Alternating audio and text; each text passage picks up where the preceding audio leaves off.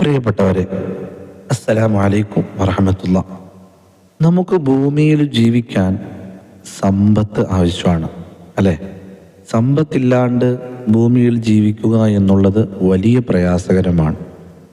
എന്നാൽ പ്രവാചകൻ സ്വല്ലല്ലാഹു അലൈഹി വസല്ലമ തങ്ങൾ നമ്മോട് പറയുന്നുണ്ട്, ജീവിതത്തിൻ്റെ ആവശ്യത്തിന് വേണ്ടിയിട്ട് നമ്മൾ സമ്പത്ത് ഉണ്ടാക്കുന്ന സമയത്ത്, സമ്പത്ത് അധ്വാനിച്ചെടുക്കുന്ന സമയത്ത് കൃത്യമായ സൂക്ഷ്മത നിങ്ങൾ പുലർത്തണമെന്ന് പുണ്യ ഹബീബ് നമ്മെ പഠിപ്പിക്കുന്നുണ്ട്.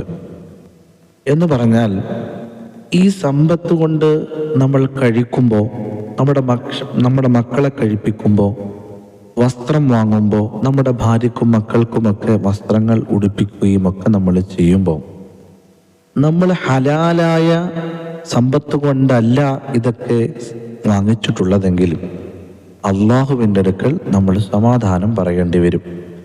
ഒരിക്കൽ പ്രവാചകൻ സ്വല്ലല്ലാഹു അലൈഹി വസല്ലമ തങ്ങൾ ഇപ്രകാരം പറയുന്നതായി സ്വഹാബത്ത് പറയുന്നുണ്ട്. ഒരു മനുഷ്യൻ ഒരു 10 രൂപ കൊടുത്ത് ഒരു വസ്ത്രം വാങ്ങുകയും ആ 10 രൂപയിൽ 1 രൂപ ഹറാമിൻ്റെ പൈസയാവുകയും ചെയ്താൽ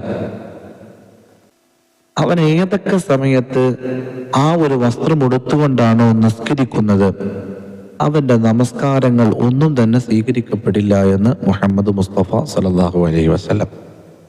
നമ്മൾ ആലോചിക്കേണ്ട ഒരു വളരെ പ്രധാനപ്പെട്ട സംഗതിയാണ്. നമ്മൾ അധ്വാനിക്കുന്ന സമ്പാദിക്കുന്ന സമയങ്ങളിലൊന്നും ഹലാലുകളോ ഹറാമുകളോ സൂക്ഷിക്കാൻ നമ്മൾ തയ്യാറാകുന്നില്ല. അങ്ങനെ നമ്മൾ സൂക്ഷിക്കാൻ തയ്യാറാകാത്തത് കൊണ്ട് നമ്മുടെ ഇബാദത്തുകൾ അല്ലാഹു സ്വീകരിക്കില്ല, നമ്മുടെ നമസ്കാരം സ്വീകരിക്കില്ല, മറ്റു ഇബാദത്തുകളൊന്നും അല്ലാഹു സ്വീകരിക്കില്ല. നമ്മുടെ മക്കളിലേക്ക് ഇത് കൊടുത്തു കഴിയുമ്പോൾ അവരുടെയും ഇബാദത്തുകൾ സ്വീകരിക്കില്ല.